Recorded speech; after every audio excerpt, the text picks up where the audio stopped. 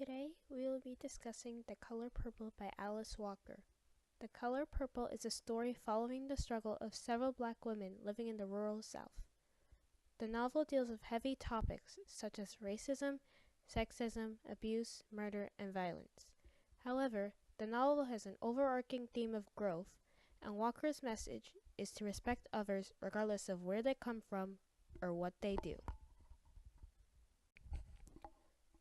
The title of this novel is taken from a line Shug states on page 178. I think it pisses God off when you walk by the color purple in a field and don't notice it. Shug is referring to people who ignore the beauty of the world around them, but the color purple symbolizes many other things. Purple represents nobility, luxury, creativity, and more.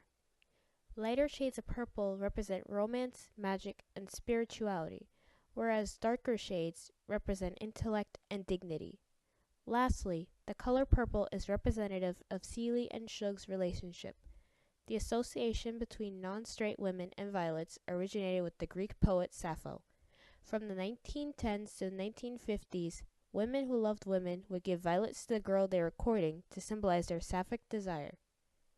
Additionally, when Shug made the aforementioned statement, she had just finished telling Celie that God didn't believe that their relationship was dirty.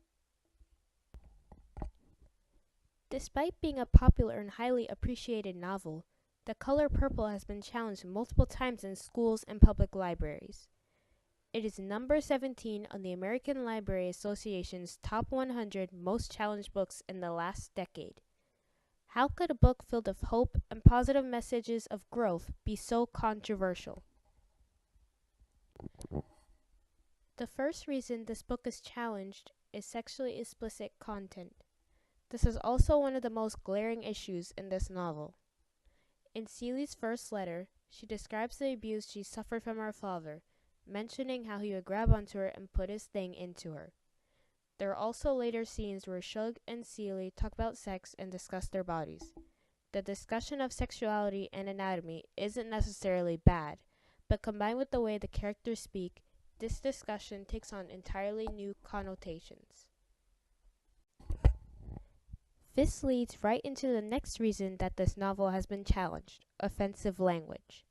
Words such as the N-word and words describing body parts firmly place Walker's novel in this category. The N-word is a term loaded with negative connotations and a term with bad history. Understandably, people would be upset by the usage of this term. The third reason The Color Purple is challenged is because of violence. One scene that stands out is the scene in Harpo's where Sophia punches Mary Agnes. She ball up her fist, draw back, and knock two of Squeak's side teeth out. Squeak hit the floor, one tooth hanging on her lip, the other one upside my cold drink glass. It is understandable why violent scenes might make adult readers feel queasy or worried. They worry about their children and if they are being negatively influenced. However, there aren't any truly graphic acts of violence, and the same kinds of scenes may be found in books directed towards younger readers. According to Wild Ink by Victoria Hanley, in books for readers ages 12 and up, fights that include smashing things and punching people are common, as are knives, guns, and other weapons. At the same time, the scene when Celie is raped by her father could be considered violent. She describes how she was bleeding after being assaulted by him, which could be very upsetting regardless of age. There is no justification for these types of scenes. Homosexuality is another reason this novel has been contested. I do not agree with this reasoning because there is no basis to this claim. Aside from suggestive scenes, there is nothing inherently inappropriate about Celie's relationship with Shug. On page 16, Celie writes about the first time she saw Shug Avery's face. She calls Shug the most beautiful woman she ever saw. She more pretty than my mama. She about 10,000 times more pretty than me. I asked her to give me the picture, and all night long I stare at it. This passage is an example of how harmless Celie's attraction is. Shug also supports Celie in various ways throughout the novel, such as giving her advice and finding Nettie's letters. On page 168, Shug kisses Celie and says, "Us each other's peoples now." The two have become family because of the love they share for each other. The way in which Celie sometimes describes her attraction to Shug, with her buttons standing up, would fall under the sexually explicit category. Celie also uses similar language when talking about men and their behaviors. This is not specific to same-gender attraction. The final reason, and perhaps the most confusing one, is that the color purple is unsuitable for its age group. First, what is considered unsuitable for an age group? And which age group is it unsuitable for? The color purple is listed as an adult book and is typically unavailable in schools anyways. Even though misspelled words, shorter sentences, and use of slang are present, the content of the story makes it inaccessible to younger readers. So what value is there in placing further restrictions on reading this book?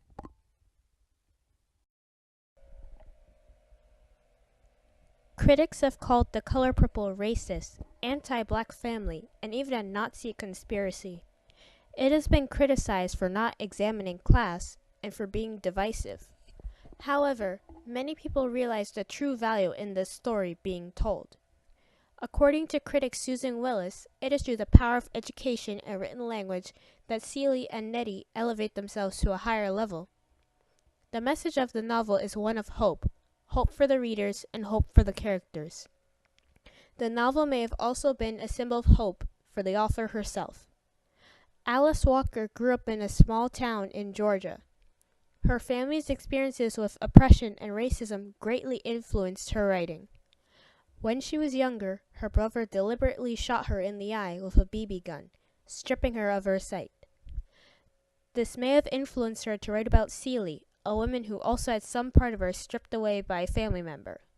After the incident, she turned to writing to express herself. Throughout the novel, Walker emphasizes the importance of expressing yourself and learning to defend yourself. At the beginning of the novel, Celie's stepfather tells her, "You'd better tell nobody but God. It'd kill your mommy." She keeps the secret because she feels she has no choice. She tells Sophia that she wishes she could fight. On page 181, Celie tells Albert, "It's time to leave you and enter into the creation, and your dead body just the welcome mat I need." Harpo tells Squeak that it doesn't make a difference whether he calls her Squeak or Mary Agnes. Squeak responds, "It make a lot. When I was Mary Agnes, I could sing in public." The trend of women standing up for themselves is revolutionary, especially in the time period that this book was published in. It shows readers that there is hope for them in the world, whether they come from hard times, get into trouble, or work in controversial professions. Every novel has its flaws and shadowed moments, but in this case, the field is worth walking through.